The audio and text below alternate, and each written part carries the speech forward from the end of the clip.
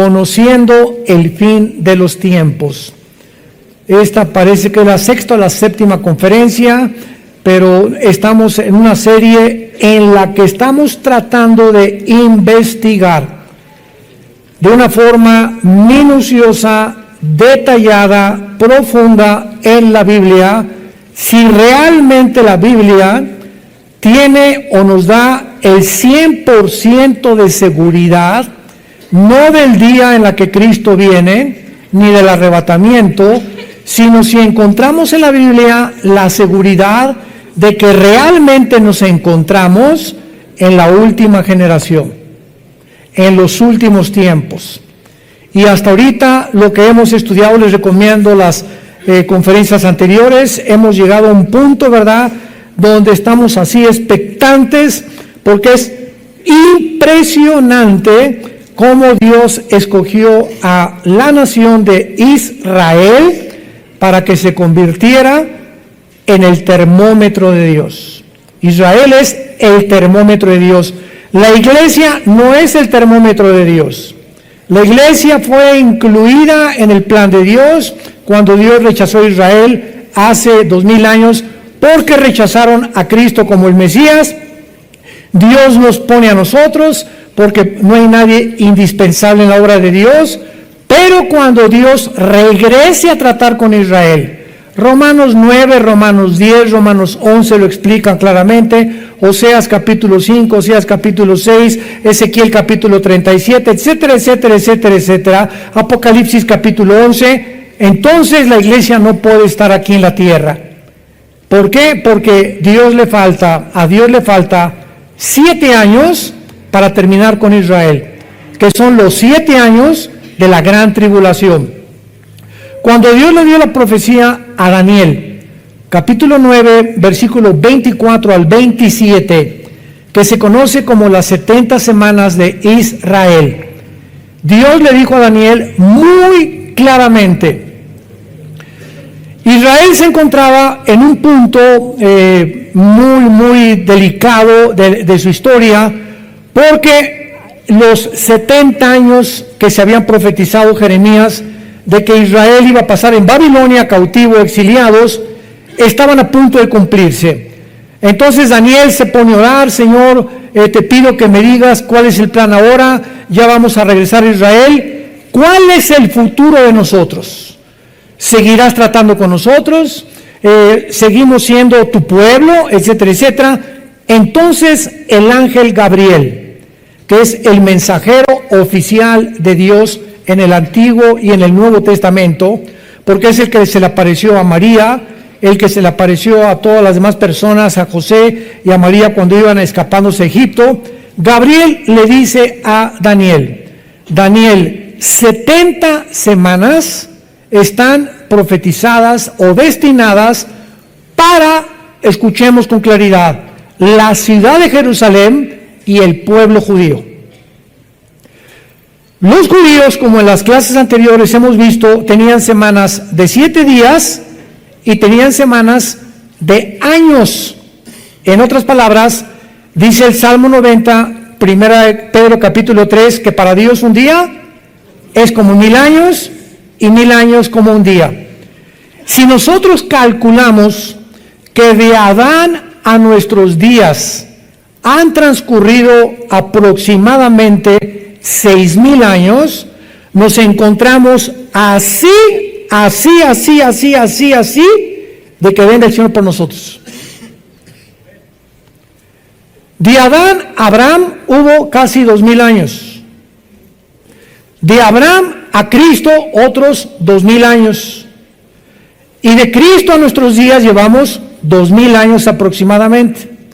Aunque estos periodos de tiempo, cuando se cambió el calendario lunar de los judíos de 360 días al calendario solar por el Papa Gregorio en los primeros siglos de la era cristiana, tenemos un calendario diferente al bíblico, porque el bíblico es de 360 días, es el lunar. Ellos rigen el calendario de acuerdo a la luna, no al sol, nosotros al sol.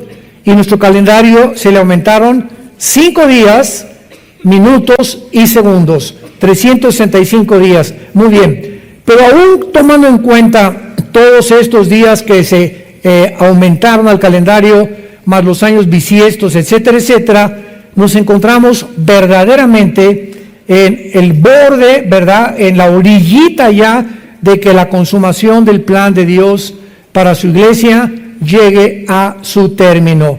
En cualquier momento, millones de seres humanos desapareceremos de este planeta.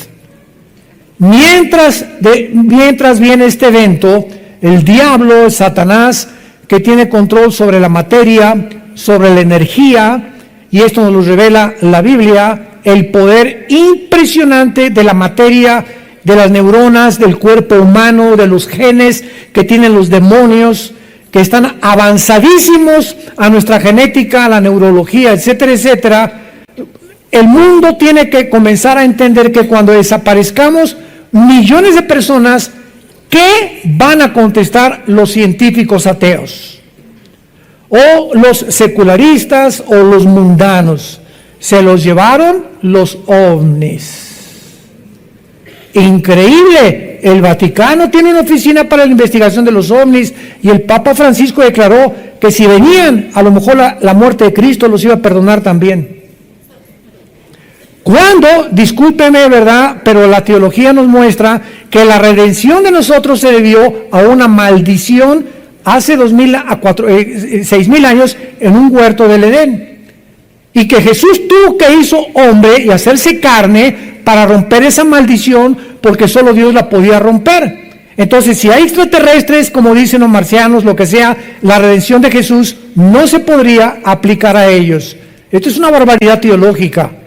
Número 2, las Naciones Unidas tienen una oficina ahí dirigida por una mujer de la India, una hindú, que está investigando por órdenes del Consejo de Seguridad a los objetos voladores no identificados.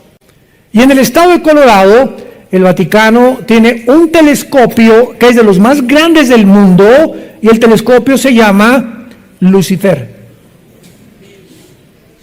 dedicado a buscar extraterrestres o hacer contacto posible con el mundo cósmico. ¿Qué dice la Biblia ante todas estas situaciones? Bueno, la Biblia es muy clara. La Biblia dice que efectivamente hay extraterrestres, pero no son marcianos, ni jupiterianos, ni venusinos, ni plutonianos. Son ángeles caídos, entes espirituales, entidades espirituales que están poblando el universo cósmico y que están interesados en que nosotros creamos que realmente algún día alguien del espacio, y ese alguien ya vino hace 2,000 años, pero no lo reconocieron. Que venga alguien del espacio, ya no es Jesús, ahora quieren un extraterrestre para que venga a la Tierra y nos dé ideas, o tal vez que nos comunique buenos prospectos para acabar con la pobreza, erradicar con la injusticia, el problema climatológico, etcétera, etcétera. Y es increíble la burbuja de utopía, en la que el mundo se encuentra, ahora sí con sueños, quién sabe de cuál fuman, o de cuál se inyectan, para llegar a creer que algún día el mundo mejorará con la intervención de los ovnis. Entonces, estos ángeles caídos, como hace poco una persona me dijo que es especialista en ovnis, ¿por qué ustedes no creen en los ovnis los cristianos? Y le dije, claro que creemos en los ovnis. Hay documentos científicos, así como hay videos buenos, hay videos falsos, hay fotos, hay testigos de astronautas.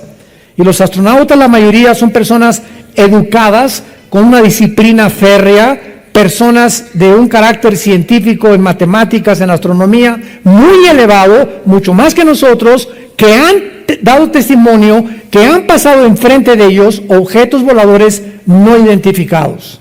Solamente hemos visto algo que pasó, que rompe la barrera del Mach 1, Mach 2 del sonido, y es lo único que podemos testificar. Es algo incomprensible y que la ciencia no puede todavía determinar. La Biblia nos revela que los ángeles caídos tienen el poder de materializar la energía. ¿Qué quiero decir? El diablo puede hacer que esto comience a levitarse, puede hacer que tú oigas sonidos de cadenas en el techo de tu casa, que tu televisor se prenda sin que nadie lo prenda, que las ventanas de tu casa se comiencen a doblar, que puedas comenzar a oír voces que te diga, mata a esa persona, o envidia a esta persona, o tú no eres nada, y te vas a morir, y te queda muy poco de tiempo, nunca te vas a casar, te vas a quedar como Gutierritos, etcétera, etcétera. Y estamos influidos por voces que tú dices, ¿de dónde vienen estos pensamientos? Vienen de demonios. Por eso dice la Biblia, Romanos 12:2, que renovemos nuestra mente. Cuando en el capítulo 7 del Éxodo, Moisés llega ante el faraón y agarra la vara que traía como una prueba de que Dios era más grande que los brujos del faraón y la avienta al piso, y los brujos hechiceros de faraón hacen y repiten el milagro de que la vara, un objeto inanimado que es de madera, se convierta también en serpientes, con la única diferencia que la vara de Moisés se comió las varas de los hechiceros. Pero ¿qué nos quiere decir Dios con esto? Satanás tiene el poder de materializar la energía y hacer que algo recobre aparentemente vida. Entonces, esto es impresionante a la luz de lo que la gente trata de buscar a través del conocimiento científico. Entonces, ¿qué cosa es lo que estamos viendo en el cielo? Es real. Sin embargo, si lo quieres apuntar, los ovnis son la materialización de la energía satánica. La materialización de la energía satánica. Ellos pueden hacer aparecer un avión, un globo, pueden producirte visiones, pueden producirte lo que le llaman en Alcohólicos Anónimos el delirium tremens, que tienen los borrachos que ven objetos y ven monstruos y le llaman delirium tremens, que están tremendamente influidos por visiones o cosas que se les aparecen, que es real, son demonios. Entonces, esto que está pasando desde 1946, 2 años antes de que Israel se independizara como Estado soberano, comenzaron las apariciones de los ovnis que se han multiplicado hasta nuestros días. Ahora el mundo ya, el Vaticano, las Naciones Unidas, los medios de comunicación, cuando desaparezcamos millones de personas, tendrán una excusa para explicar, entre comillas, científicamente, por qué desaparecimos del planeta Tierra. Se los llevaron los ovnis, se llevaron a los religiosos, a los que estaban en contra de todas estas cosas, y ahora sí comamos y bebamos, porque ya no tenemos ningún mandamiento más que nos quedamos nosotros proponer, hacer nuestra ética y nuestra moral. Y este mundo se dirige a una economía global, a un gobierno global, a un sistema militar global, que el anticristo lo va a cumplir, profetizado hace más de 2000 años. Todas estas profecías nos damos cuenta que desgraciadamente no cabe duda que es una de las preguntas más relevantes del cristianismo: ¿cuándo y cómo regresará Jesucristo? Sin embargo, el estudio de la escatología, santos de Dios, damas y caballeros, escato más allá, logos, conocimiento. La rama de la escatología trata con los acontecimientos de los últimos tiempos. Es una rama de la teología. Y desgraciadamente el estudio de la escatología ha sido muy pobre y ha dejado un vacío tan grande que ha dado una explosión de enseñanzas falsas.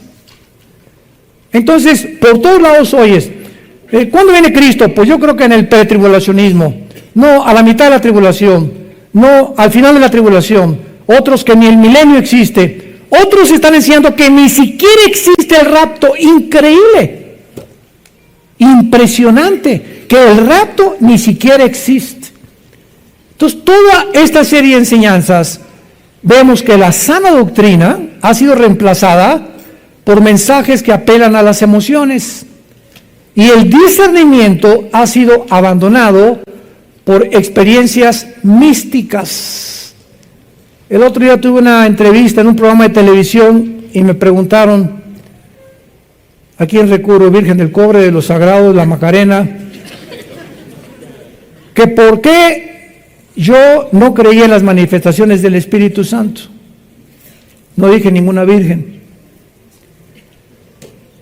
¿A qué se refiere usted con las manifestaciones del Espíritu Santo? Si usted me dice que voy a creer que las personas se caigan al piso y que queden inconscientes, son experiencias místicas. Porque mi respuesta fue, claro que creo en las manifestaciones del Espíritu Santo, si no, no sería cristiano. Sin embargo, si usted le llama a eso, o comenzar como alambre eléctrico, decir que el Espíritu Santo le ha tocado, o que alguien se cae al suelo porque el Espíritu Santo, o alguien le sopla y se cae al suelo, en eso no lo creo.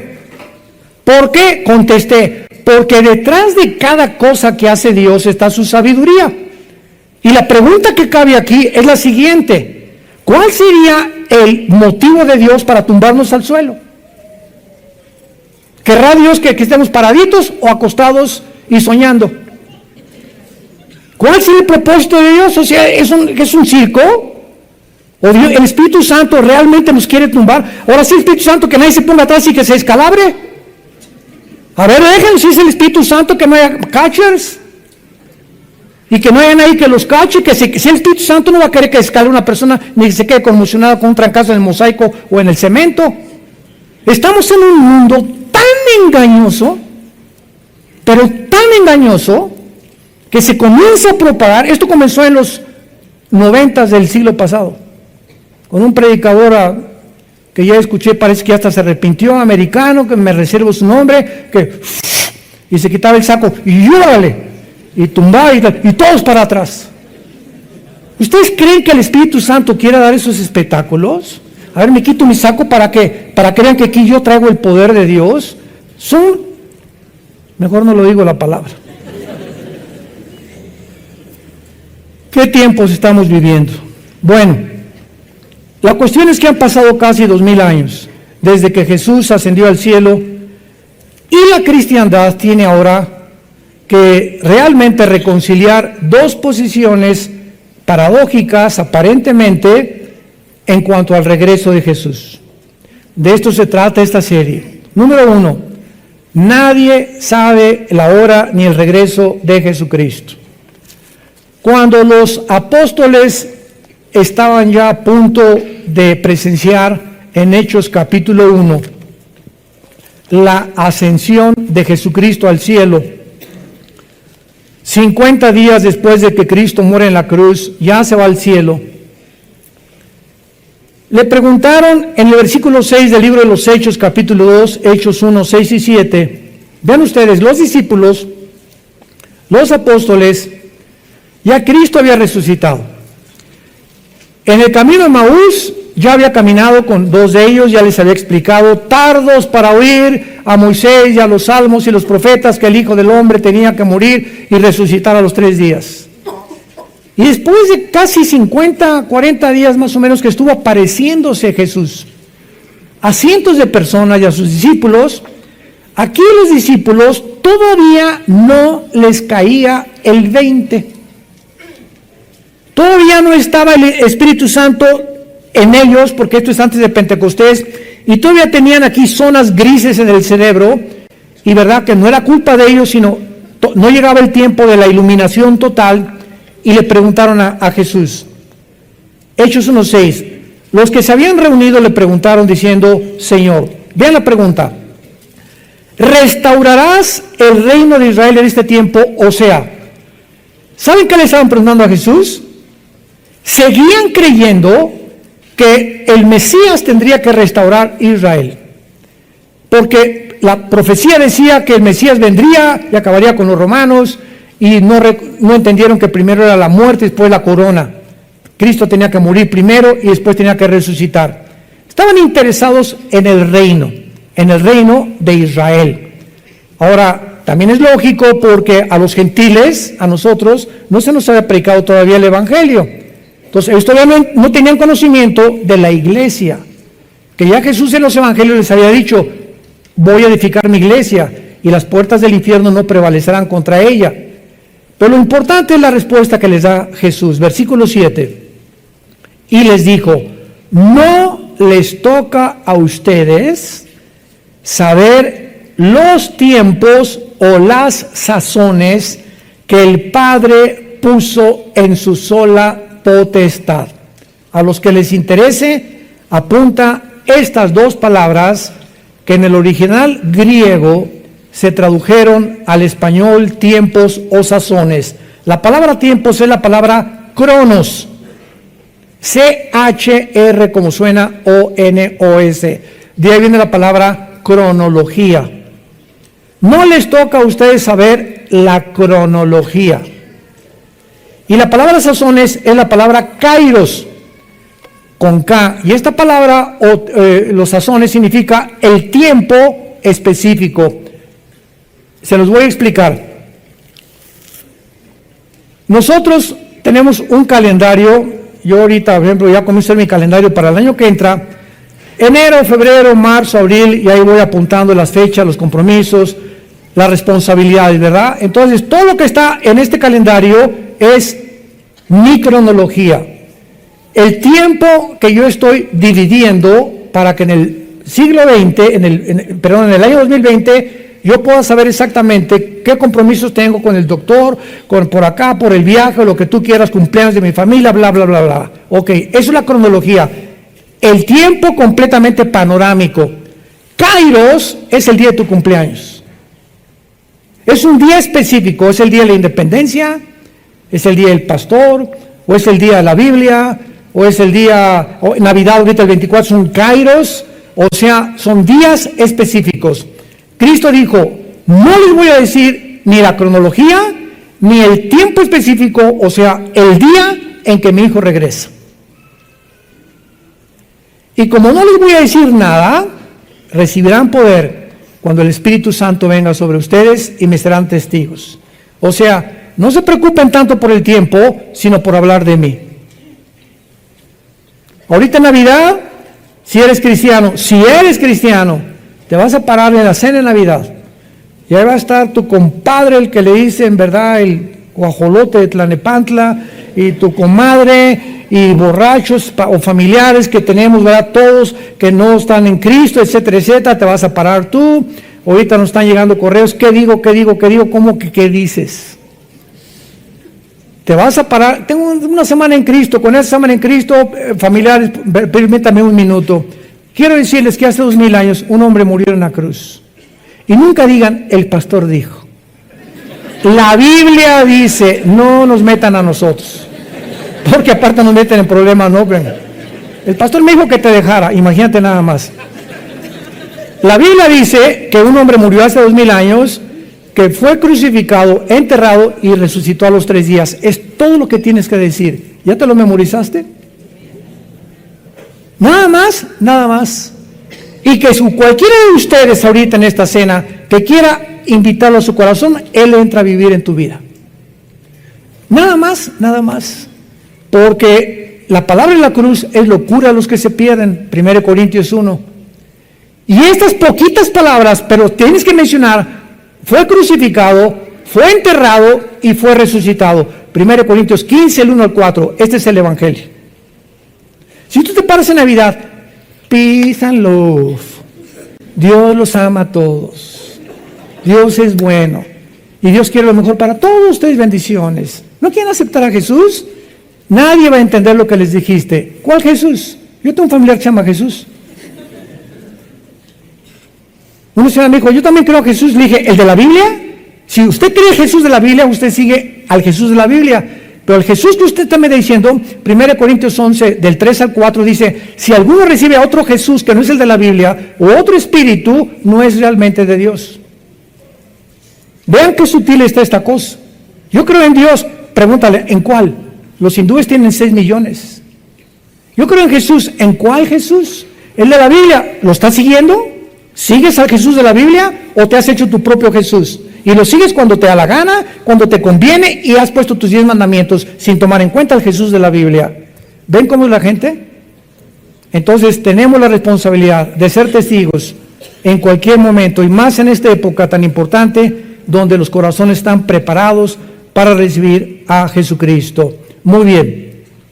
Veamos ahora claramente que un estudio cuidadoso de la Biblia nos va a mostrar esta gran equivocación de que el rapto y la segunda venida es lo mismo, de que la iglesia va a pasar la gran tribulación, etcétera, etcétera. Es imposible que la iglesia atraviese la tribulación. En la profecía de las 70 semanas, si es en años, ¿cuántos años estamos hablando? 70 por 7. ¿Cuánto es? 490 años. Daniel, apúntale Daniel, y apúntenle todos. Los últimos 490 años que quedan de historia son para Israel. Los últimos les doy 490 años más de que yo trato con ustedes. Daniel, atención, desde que venga la orden de restaurar la ciudad de Jerusalén, que vino en Nehemías, el libro de Nehemías capítulo 2, del 1 al 4, por el rey Artajerjes de Persia, que ahorita es Irán. Cuando se dé la orden de restaurar Jerusalén hasta que muera el Mesías, habrá 483 años, o sea, 69 semanas. ¿Me van siguiendo con cuidado? 69 semanas de años son 483 años. Y tomando nosotros en consideración esta profecía, que es la más asombrosa, que le funde los fusibles a cualquier persona que se llame matemático o físico matemático, no existe en la Biblia ni en ningún otro libro en el mundo una cronología tan impresionante para que tú puedas calcular desde que se dio la orden hasta Cristo se cumplieron exactamente 483 años. ¿Cuándo se cumplió el final de la profecía? Cuando Cristo entró en su burrito a Jerusalén, el domingo de Ramos, y a los 5 días lo crucificaron. Ahora bien, 483 años se cumplen. Al cumplirse los 483 años, Israel rechaza al Mesías. No te queremos, que la sangre, sí, que la sangre caiga sobre nuestras cabezas. Y entonces Dios cierra el reloj contra Israel y deja de tratar con ellos y se vuelve a otro grupo, a otra entidad que se llama la iglesia, que somos nosotros. Entonces, cuando los judíos, Cristo fue judío, Abraham, Isaac y Jacob fueron judíos, Judá, de donde vino Cristo, era judío, los primeros cristianos eran judíos, y los judíos fundan la iglesia. Pero ahora les dice el Espíritu Santo, ya no les prediquen más que a los gentiles, y comiencen a expandir este evangelio a todas las naciones, ya no solamente a Israel. A Israel, dice Dios, ahí lo dejo, guardadito, sentados en la banca, y no van a jugar mañana contra el América. Cuando un jugador lo pone en la banca, no significa que está descalificado, simplemente lo tiene el entrenador ahí guardado para meterlo al minuto 30, al 40, de acuerdo a la consideración física del coach y de su estrategia. Entonces así Dios ha puesto en la banca a Israel, y en el tiempo de Dios los va a meter al juego cuando nosotros seamos sacados ya de aquí. Por eso es imposible que la iglesia esté en la tribulación. Ahora bien, de 483, ¿cuánto falta para 490? 7 años. Estos 7 años son los 7 años de la tribulación, que no es para la iglesia. Gabriel le dijo, son para Jerusalén y para los santos. Entonces Dios tiene que en estos 7 años sacarnos a nosotros y terminar el calendario de Israel. Entonces Dios no ha abandonado a Israel. Romanos 9, Romanos 10, Romanos 11, Pablo lo explica claramente. Dios no ha abandonado a su nación y va a cumplir su propósito. Pero ¿cuándo va a ser esto? Cuando la iglesia ya no esté en el mundo. Cuando seamos sacados nosotros del mundo, Dios en estos 7 años que le faltan a la profecía de Daniel, van a ser 7 años que se van a culminar, escúcheme con cuidado, con la fiesta de Yom Kippur, o el día de la expiación. Para los que no sepan, Dios tiene 7 fiestas, que es la Pascua, la de la levadura, los primeros frutos, la Pentecostés, que se cumplieron cuando Cristo vino. 4 fiestas se han cumplido. ¿Cuántas quedan? Estas 4 se cumplieron en la primavera de Dios. Y las otras 3 que faltan se van a cumplir, las 3 que faltan entre el mes de septiembre y octubre, que es el mes judío de Tishri. Y la próxima que sigue, la quinta, es la fiesta de Rosh Hashanah, la fiesta de las trompetas. Y lo interesante de la fiesta de las trompetas, que es la única fiesta que no tiene día donde caer. ¿Me van siguiendo? ¿Quién podría haber puesto todo esto más que Dios? Esto es impresionante. Ni los rabinos hubieran podido calcular todas estas cosas que estamos discutiendo cientos de siglos después. La fiesta de las trompetas puede caer en un día o en otro. Entonces los judíos agarran 3 o 4 días para hacer la fiesta de las trompetas, porque no saben exactamente en qué día cae. Todas las demás caen exactamente el primero o el día 15 o el día 20 del mes de Tishri. De las trompetas, ¿cuál sigue? Yom Kippur, cuando es el llamado al arrepentimiento de Israel, el día de la expiación. Y la última fiesta,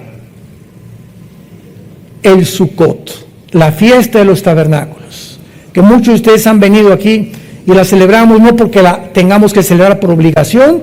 No tenemos ya obligación de celebrar ninguna fiesta, ni cumplir ya sábados ni días festivos. Lo hacemos para que ustedes conozcan qué es Sukkot, nada más, pero no porque lo tengamos que hacer. Es muy diferente la obligación a una cosa para poder enseñar. ¿Y los tabernáculos dónde creen que la vamos a celebrar? En Jerusalén, en el milenio, el año que entra en junio. A ver si nos toca, ¿verdad? Nos vamos en junio del año que entra a Israel. Muy bien, entonces, a ver otra vez, ya se cumplieron 4 fiestas, la próxima es las trompetas. Por eso no es posible que la iglesia pase la tribulación.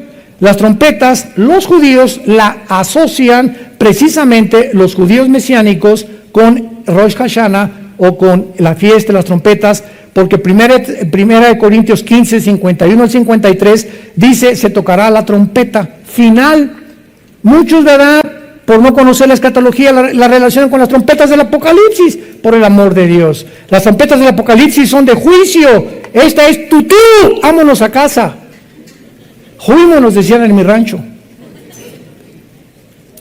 Bueno, espero que ya estén más o menos ubicados. Vamos a entrar de lleno a este estudio.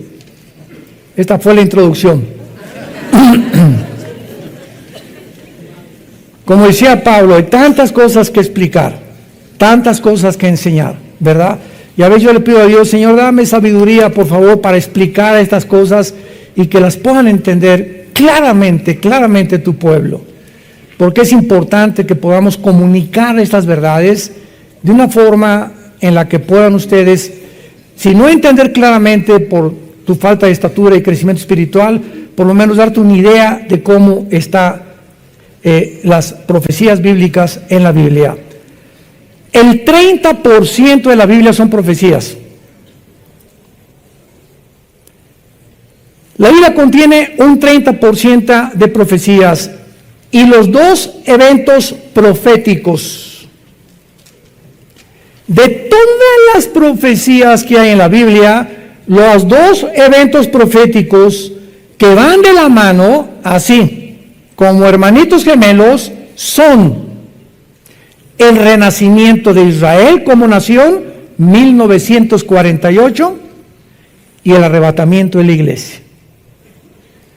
La primera pregunta es, ¿qué relación, qué conexión hay entre que los judíos el siglo pasado, el 14 de mayo del 48, regresaron casi después de 2000 años y el rapto de la iglesia? Lo que hace realmente el regreso de Israel a su tierra, no hubo señales de cuándo iban a regresar. Desde Deuteronomio, Moisés le enseñó al pueblo judío que algún día ellos regresarían y Dios trataría con ellos. No existe en la Biblia ninguna fecha cuando ellos iban a regresar después de que fueron expulsados por segunda vez, el año 130 después de Cristo, por los romanos. Entonces, lo que hace el regreso a Israel, un evento sin señales, es que este renacimiento fue un milagro. ¿Qué es un milagro? Se define como algo que desafía lo natural o la capacidad de comprensión humana. Eso es lo que es un milagro. No se sabía, para concluir, cuándo y cómo iba Israel a regresar.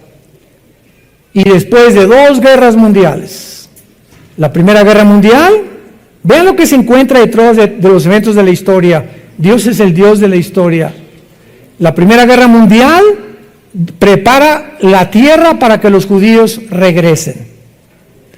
Y la Segunda Guerra Mundial prepara a los judíos para regresar a su tierra. Se necesitaron, en otras palabras, 2 guerras mundiales para un evento que se tenía que cumplir en 1948. Ahora, ¿por qué se necesitaron estas 2 guerras mundiales? Bueno, hasta 1923, después de la Primera Guerra Mundial, el Imperio Otomano Turco controlaba el Medio Oriente. Y en 1923, después del 18, que se pierde la Primera Guerra Mundial, perdió la Primera Guerra Mundial Alemania y el Imperio Otomano Turco se aliaron con Turquía. Y al eliminarse el imperio de los otomanos turcos musulmanes, los ingleses de 1923 a 1945 toman el control del Medio Oriente. El general Allenby en 1923 entra a Jerusalén y los últimos musulmanes que quedaban del Imperio Otomano van para afuera.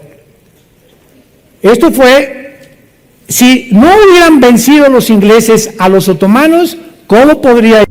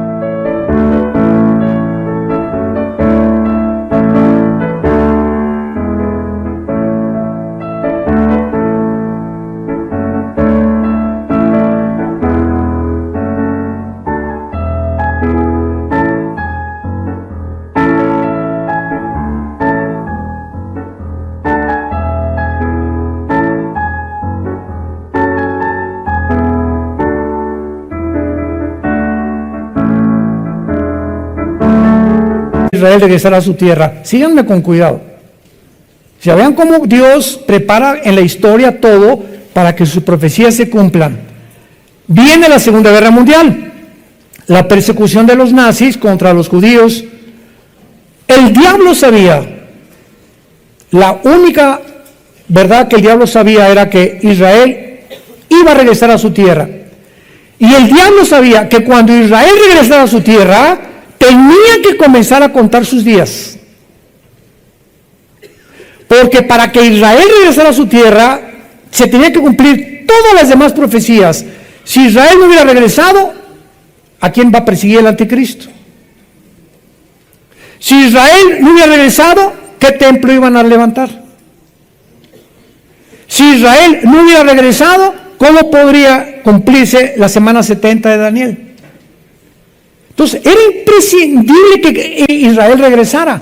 Y los nazis propiciaron que el mundo se apiadara y tuviera misericordia. En aquel tiempo era la Liga de las Naciones.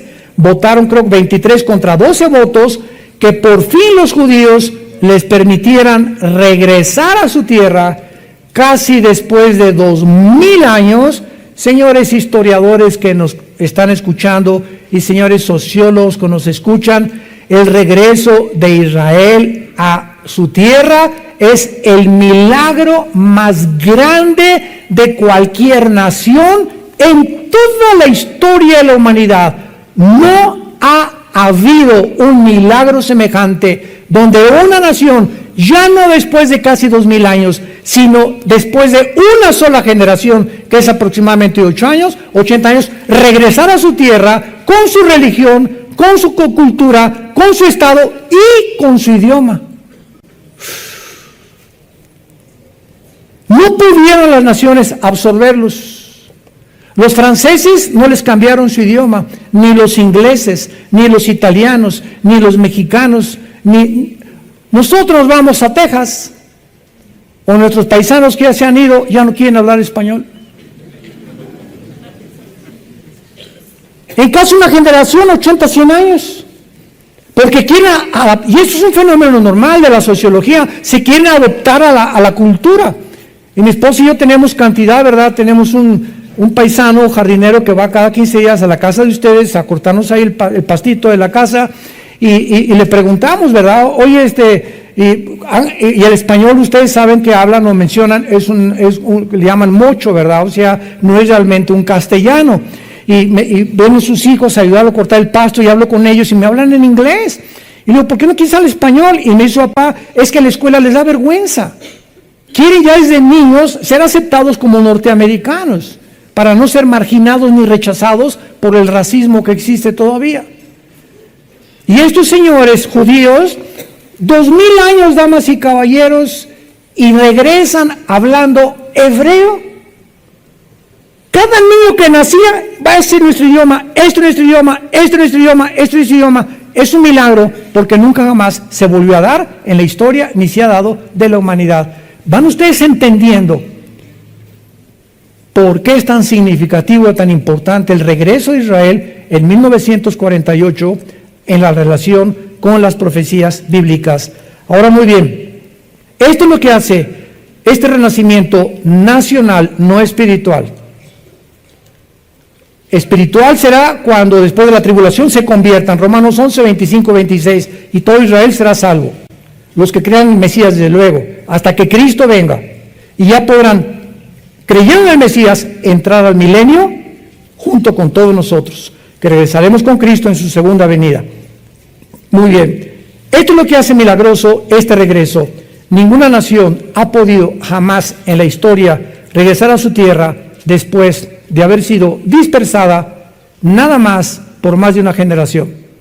Nada como esto ha sucedido en la historia del mundo. Veamos rápidamente esta verdad profetizada en el libro de Amós, en el Antiguo Testamento. Amós capítulo 9,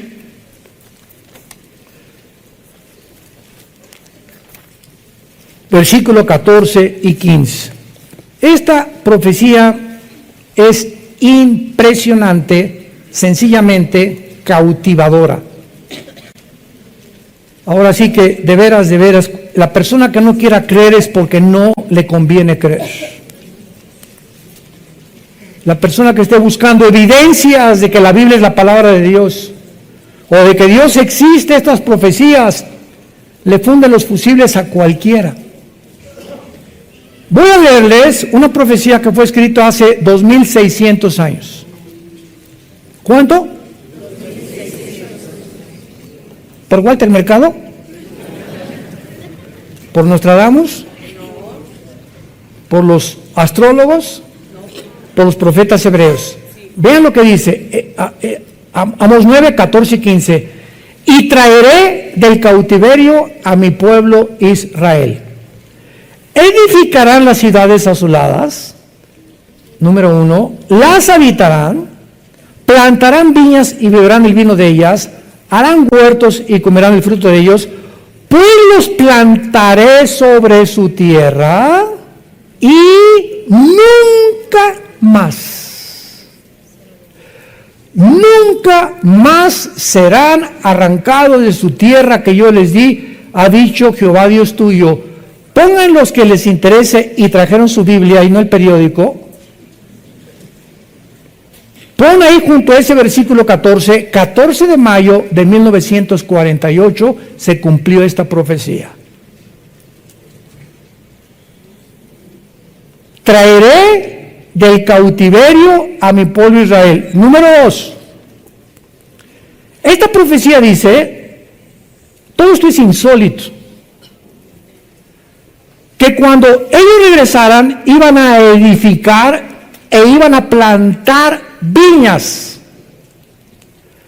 Cuando los judíos regresaron en 1948, el día 14 de mayo, y nombraron a David Ben Gurión, el primer ministro de Israel, estaba Israel, toda la tierra de Israel, seca, sin flores ni árboles, no había nada.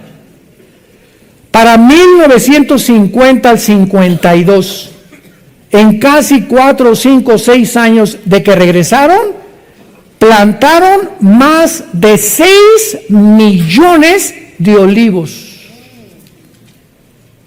En una de las obras de la ingeniería hidráulica más portentosa desde una de las séptimas maravillas del mundo, que fueron los jardines colgantes de Nabucodonosor en Babilonia. Una de las séptimas maravillas del mundo fueron los jardines de Babilonia, que todavía cuando vivía Saddam Hussein dijo, le doy $1 millón al que pueda imitar los jardines de Babilonia en Irak. Nadie lo pudo lograr. Y nadie entiende cómo los judíos hayan podido. Tú vas ahorita a Israel y tiene más de 16 millones de árboles. Los que hemos viajado a Israel, siempre llegamos a Tel Aviv, ya sea de Roma, de París o de cualquier lugar del mundo, México, donde tú le quieras ver. Pero cuando estamos en Israel, o vamos a Jordania, o vas a Egipto, y vuelas y pasas así por el avión, ves Jordania, seca, seca, seca, seca. Egipto, seco, seco, seco. Líbano, seco, seco, seco. Siria, Siria, seca, seca, seca. Y llegas y haz de cuenta que llegas a un jardín. Y es exactamente para compararte cuando cruzas de Texas a México.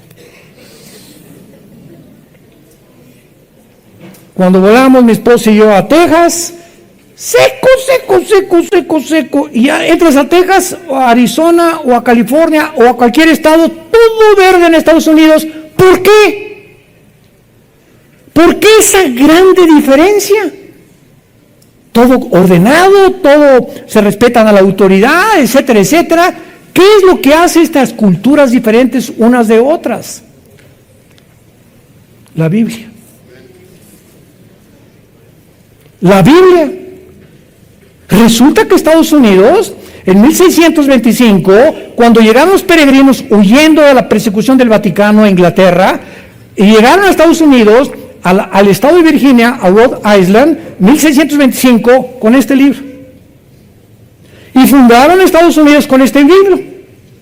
Y cuando llegaron a nosotros a colonizarnos y a conquistar México,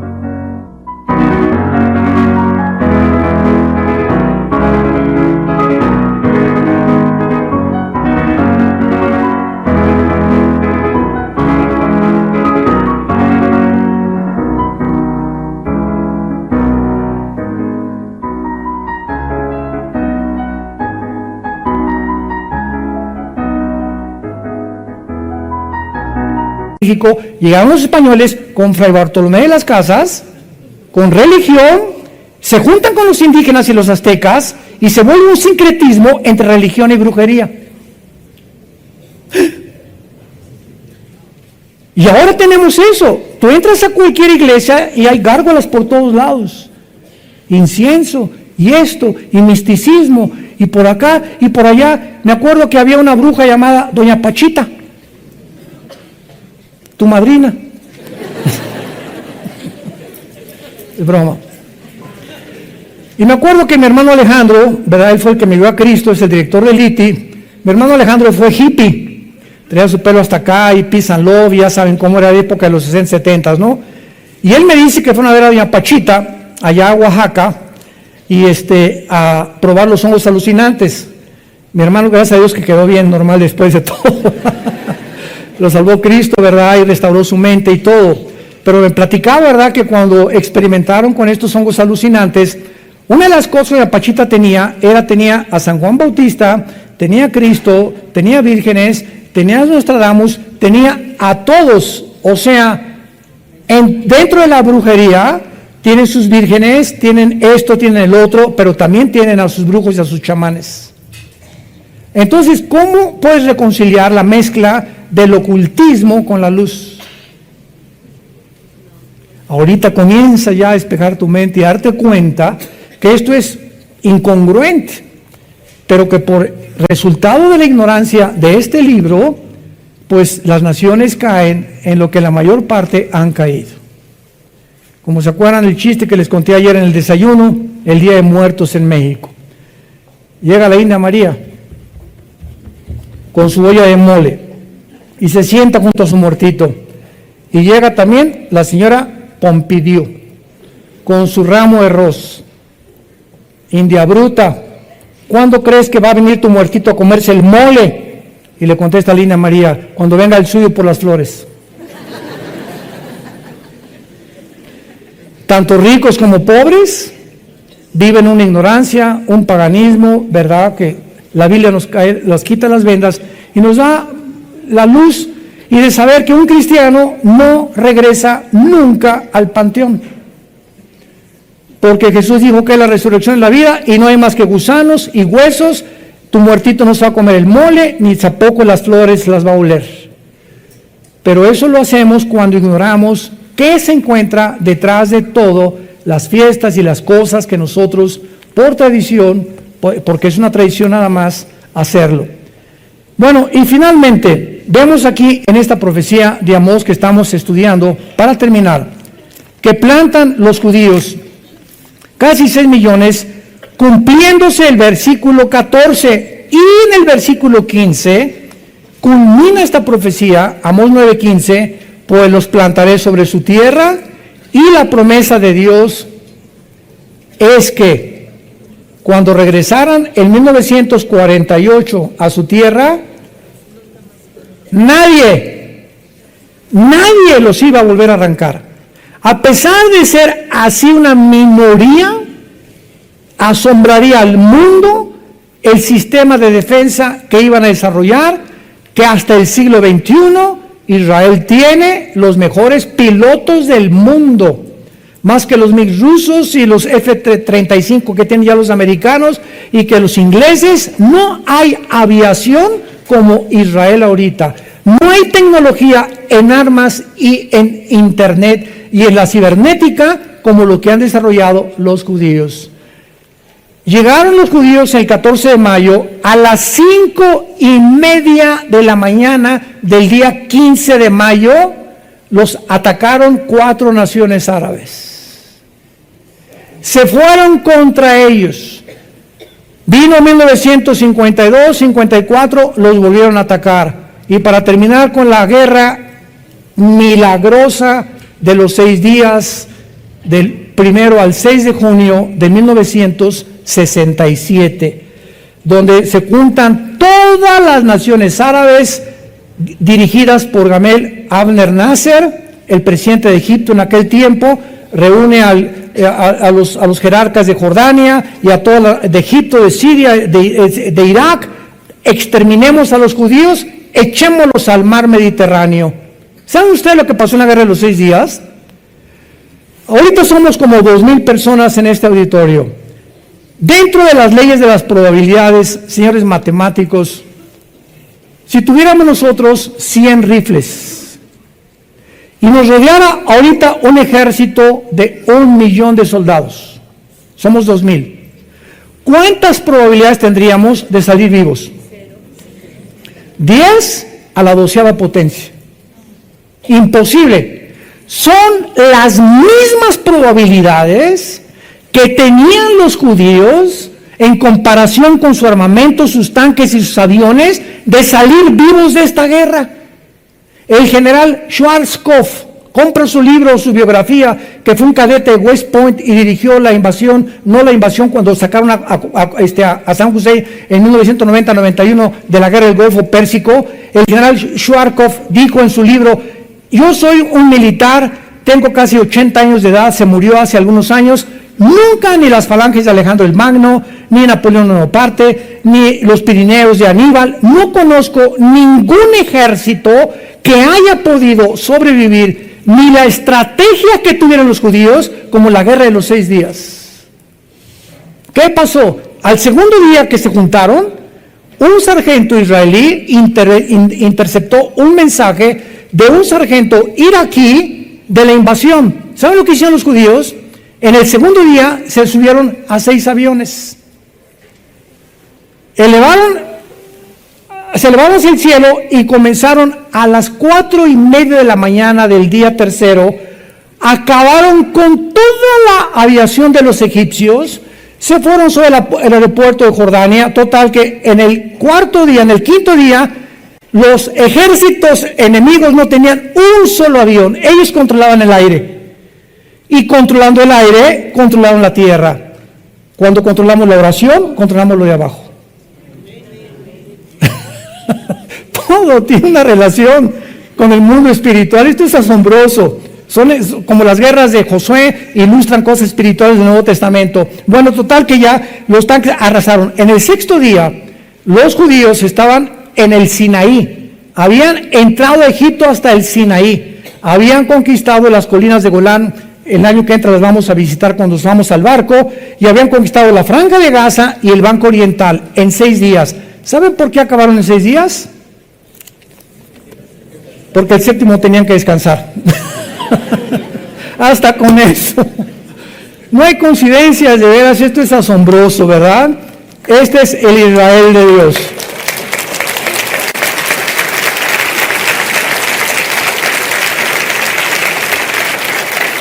La gente no sabe esto. Tus amigos, tus familiares no saben esto. No saben todo lo que se esconde detrás de este libro maravilloso. Y es nosotros a los que Dios nos ha encargado este mensaje a las naciones. A iluminar las mentes de aquellas personas que han sido cegadas por el poder de Satanás, para que resplandezca la iluminación del conocimiento de Dios en la faz de Jesucristo, en el corazón de tus hijos, de tus familiares, de tus padres, que aún no tienen la salvación.